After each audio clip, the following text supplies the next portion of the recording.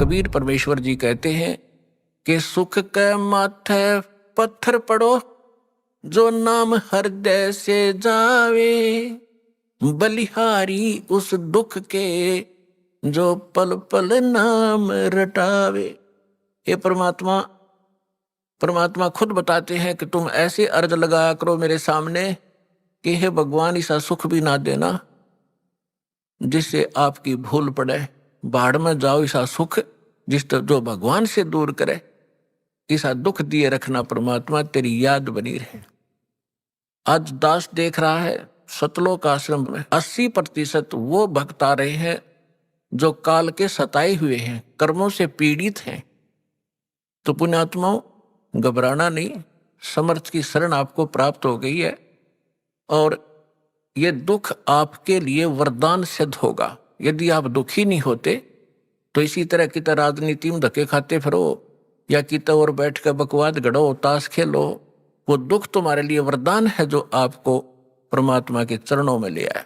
रमता राम जपो रे प्राणी, अब तो सुन ले राम कहानी। रमता राम यानी सर्वव्यापक, जिस परमेश्वर की असंख्य ब्रह्मांडों पर सत्ता है, ओवरऑल कंट्रोलर है, उसका नाम जपो रे प्राणी, अब तो सुन ले वो राम कहानी। अपने आत्माओं, पहले तो आपको राम की डेफिनेशन बताते हैं, डेफिनेशन ऑफ गॉड। परमात्मा की कहानी सुनाते हैं, परमात्मा कहते किसे हैं।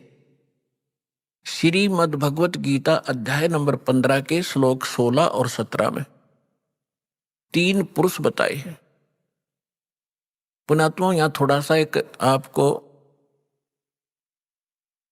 थोड़ा सा सतर्क करता हूं कि देखो, आज मानो कितना इंटेलिजेंट हो गया, छोटे छोटे बच्चे इतने बड़े बड़े सब्जेक्ट को कंठस्थ याद कर लेते हैं और सफल हो जाते हैं। इसी प्रकार आप विद्यार्थी हैं इस अध्यात्म मार्ग के, तो इसमें आप जी ने परमात्मा के इन सदग्रंथों को ध्यान से सुनना है और इनको थोड़े से दिन में आपका याद हो जाएंगे ये, जिस कारण से आप विचलित नहीं होगे। इसलिए आपको ये कथाएं सुनाई जाती हैं, रह रह कर उन सदग्रंथों के वो श्लोक और अध्याय बताए जाते हैं ताकि आप याद रखो और भी कोई पूछे उसको भक्त को बता सको। फिर वो जाकर के अपने पास रखी हुई उन पुस्तकों को देखेगा कि इस भक्त ने जो श्लोक और मंत्र बताए हैं ये सही है कि गलत। जब वो अपने सदग्रंथों में देखेगा तो दौड़ा दौड़ा फिर वो सतलोक आश्रम में आ जाएगा। इसलिए दास आपको रह रह कर ये रेफरेंस याद दिलाता है, और जब पूरे विश्व में ये यथार्थ ज्ञान फैल जाएगा फिर केवल आपको भगवान की चर्चा सुनाया करेंगे।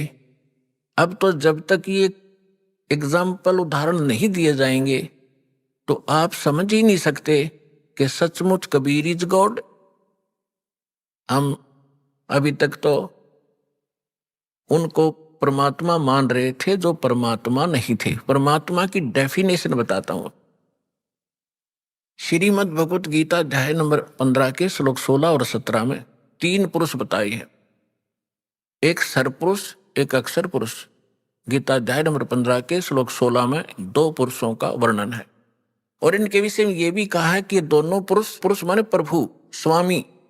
अब स्वामी साहब, साहब जिसे कहते हैं, जैसे हम कहते हैं तहसीलदार साहब, डीएम साहब, कमिश्नर साहब, मंत्री साहब, मुख्यमंत्री साहब, प्रधानमंत्री साहब, राष्ट्रपति साहब, ये सभी साहब हैं, सभी स्वामी हैं, ये मालिक हैं, लेकिन अपने अपने अक्षेत्र के।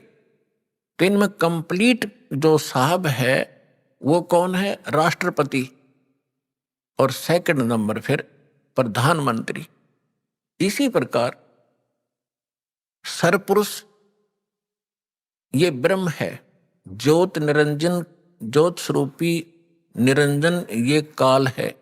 ये केवल 21 ब्रह्मांड का स्वामी है, मालिक है, साहब है, राम है। राम कहो, साहब कहो, गॉड कहो, अल्लाह कहो, रब कहो, खुदा कहो, ये उस परमात्मा के ही पर्यायवाची भाषा भिन्न नाम है। इन दोनों के विषय में कहा 15वें अध्याय के 16वें श्लोक में श्रीमद् भगवत गीता में कि सरपुरुष और अक्षर पुरुष इस पृथ्वी वाले लोक में ये दो पुरुष हैं, और इनके अंतर्गत जितने प्राणी आते हैं 21 ब्रह्मांड तो हैं ब्रह्म के, और 7 शंख ब्रह्मांड, नील पद्म शंख, ये काउंटिंग है गणित रीति से। 7 शंख ब्रह्मांड का स्वामी है अक्षर पुरुष। वैसे अक्षर का अर्थ होता है अविनाशी, लेकिन ये अविनाशी नहीं है, ये चिरस्थायी है, और इसलिए इसको भी अविनाशी कहा गया है। ये वास्तव में अविनाशी नहीं है, क्योंकि इससे अगले मंत्र में 17वें मंत्र में गीता जी में वो स्पष्ट हो जाता है। इसमें क्या बताया कि सरपुरुष और अक्षर पुरुष तथा इनके अंतर्गत जितने प्राणी शरीरधारी हैं ये सभी नाशवान हैं, इंक्लूडिंग सरपुरुष और अक्षर पुरुष। फिर बताया है लेकिन जीवात्मा किसी की नहीं मरती।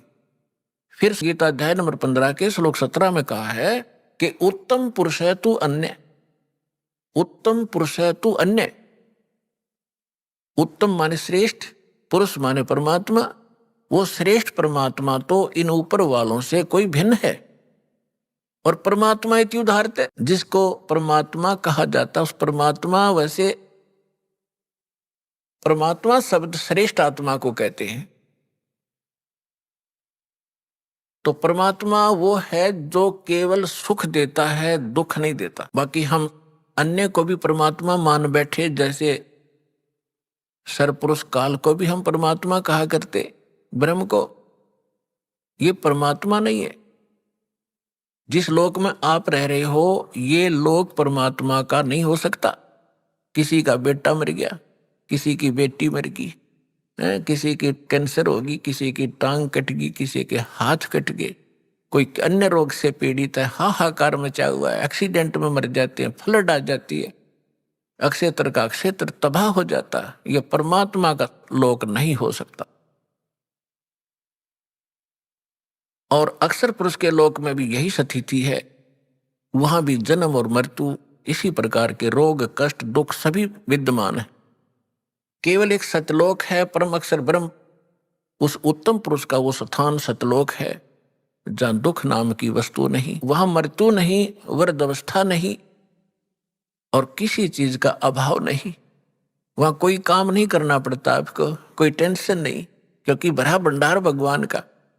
अब जैसे ये सतलोक आश्रम, ये मिनी सतलोक समझ लेना, उसकी रिहर्सल है, उसका एक सैंपल समझो। ये जैसे आप जी यहाँ आते हो, यहाँ आपको कोई टेंशन नहीं, खाने की, रुकने की, नहाने और धोने की, और सारा दिन आप तो 1 हफ्ता रुकते हो, 4 दिन रुकते हो, 10 दिन रुकते हो, बना बना भोजन मिलता है, बिछे बिछाए मैट मिलते हैं, ऊपर पंखे चल रहे होते हैं, नहाओ धो, भगवान का भजन करो, चाहे 10 दिन रुको, आपको कोई टेंशन ही नहीं।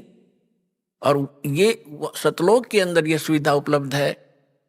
ये काल का लोक है, यहाँ भी हम इतनी सुविधा नहीं उपलब्ध करा सकते परमात्मा के बच्चों को। फिर भी हमारा जितना सामर्थ्य है कोशिश खूब करते हैं, क्योंकि सतलोक आश्रम में आम आत्मा नहीं आ सकती, परमात्मा की विशेष लाडली आत्मा ही पहुंच पाती है।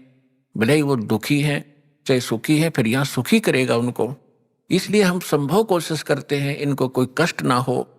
हम तो दास हैं उस परम पिता के, और आप उस भगवान के समर्थ के बच्चे, आपके लिए हम फिर भी संभव कोशिश करते हैं जितनी हमारा सामर्थ्य है कि किसी प्रकार का इनको कोई कष्ट ना हो। तो कहने का तात्पर्य है कि जितना समय आप यहाँ बिताओगे, ये आपका समय और ही तरह का होता है। यहाँ से जाते ही आप देखना, आश्रम से निकलते ही आपको कितनी टेंशन घेर लेती है, वो करना है, वो करना है, वहां जाना, उसे लेना, उसे देना, उसने ऐसे कर दिया। तो हम जब से सतलोक से निकले, हमारे साथ यह बीमारी उसी समय से लगी हुई। अब हमने वही जाना है जहां कोई अभाव नहीं, वहां फलदार सदाबहार वृक्ष हैं, सदाबहार मेवे हैं। जैसे जंगल में आपने देखा होगा शामक खड़ा रहता है, पहले पुराने समय में तो बहुत ज्यादा फलदार वृक्ष होते थे, कहीं पर कुछ लग रहा है, कहीं पर कुछ फल लगे हुए हैं, तोड़ो खाओ बैठ के ठाट से। तो वहां सतलोक के अंदर आपको कोई काम नहीं है और सब चीज उपलब्ध है। तो कहने का भाव यह है कि वो सतलोक है उस परम पिता परमात्मा का और वो भगवान परमात्मा है। अब यहां बताया है रमता राम जपोरे प्राणी, अब तो सुन ले राम कहानी। अब हम राम शब्द से कहाँ हम अपने दिमाग की सुई ले जाते थे। श्री रामचंद्र जी सन ऑफ राजा दशरथ, अयोध्या का राजा,